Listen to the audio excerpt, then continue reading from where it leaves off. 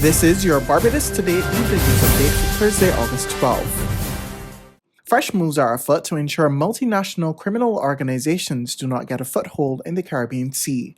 Commander of the United States Southern Command, Admiral Craig Fuller, said his team is working closely with the Barbados Defense Force and several other regional crime fighters to ensure cooperation on the war on drugs. He made the disclosure at a press conference this morning at the Ministry of Foreign Affairs and Foreign Trade.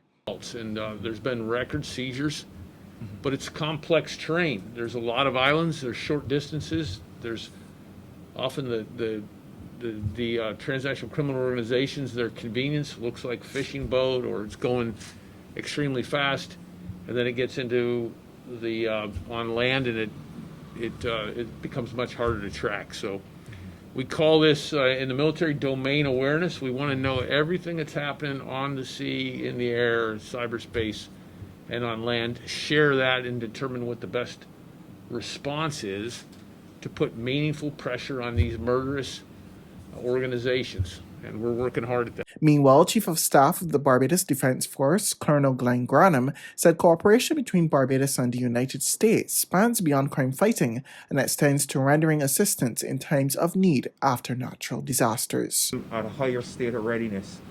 What we plan to discuss, what we've always achieved, certainly over our shared journey of leadership of Southern Command and the Defense Force, is how we can make that better. We are not going to rest on our laurels and the successes of the past. One of the characteristics we all know, we've all seen developing over the last few years, is how do we deal with multiple systems in close proximity at times to each other, or impacting neighboring states in a sequential way, sometimes in a simultaneous way. So there's a whole ocean, there's a whole Pandora's box of variations of scenarios that we need to be able to plan and to prepare for and to ready our forces. I'm absolutely confident in the partnership between ourselves and Southern Command. Government has been called upon to outline its plan on how the country will escape current rising debt. Warning that time is running out, Democratic Labour Party spokesman on business Ryan Walters is predicting that the government may have to reconsider another restructuring program given this situation. And today, the government is back at square one with debt levels that exceed those dating back to 2017. At the current borrowing rate, the government may very well have to revisit another debt restructuring program in the near future. Enough time has elapsed, and the dust is settling since the impact of the pandemic last year.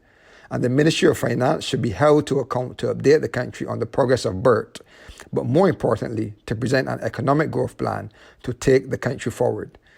The country has been told what has happened in the last month, quarter, and year, but it is time to tell the country what the plan is for the future.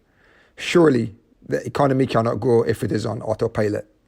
The president of the Barbados Youth Development Council, Roshana Trim, is calling on Barbadians to get more involved in agriculture.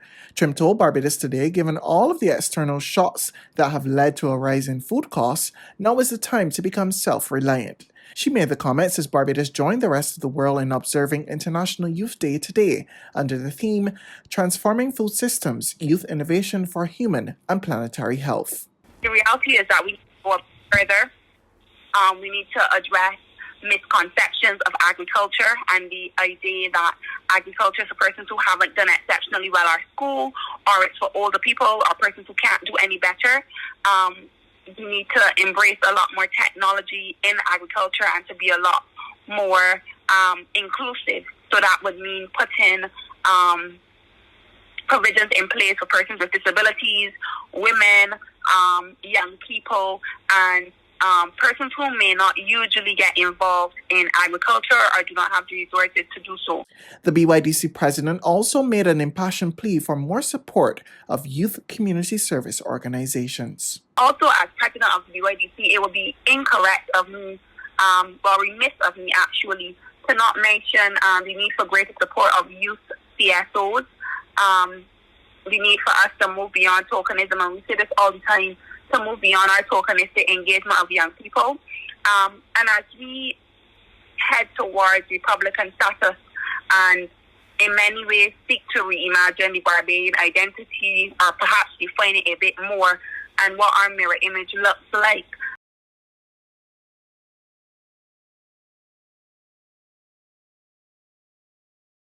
President of the Barbados Association of Medical Practitioners, Dr. Linda Williams, says it would be ill-advised for Barbados to rescind its mask mandate for COVID-19 at this time. She stated the position as she responded to a question posed by a member of the public during the second in a series of town hall meetings on vaccinations and testing held at the Princess Margaret Secondary School last night. And so you would have seen, with example in the USA, there was a reversal of the position by the CDC in terms of people wearing masks indoors once the Delta variant took hold. So we realized it was more transmissible, so you had to go back to having a barrier even where people were fully vaccinated. What we don't know yet is how much reduction in transmission the vaccine gives against the Delta variant. We know it's going to be less than it gave against the Alpha variant, etc., but it is not that it is reduced to nothing. And so people who are fully vaccinated still have a lower risk of passing the virus between each other. But we feel that the mask is still an important barrier even at this time. Until we gain more information and we gather more evidence, masks are still a very important barrier. And so, to the latest COVID-19 numbers, 5 males and 8 females were diagnosed with COVID-19 on Wednesday out of the 1,487 tests conducted by the Barbados Santos Public Health Laboratory. There are currently 107 people in isolation. To date, Barbados has recorded 4,509 confirmed cases of COVID-19 and 48 deaths. Public health officials have administered 100,761 doses of the COVID-19 vaccine. The number of people who have received second doses and are fully vaccinated is 82,733. These individuals represent 30.5% of the population. There's regional and international news after this short break.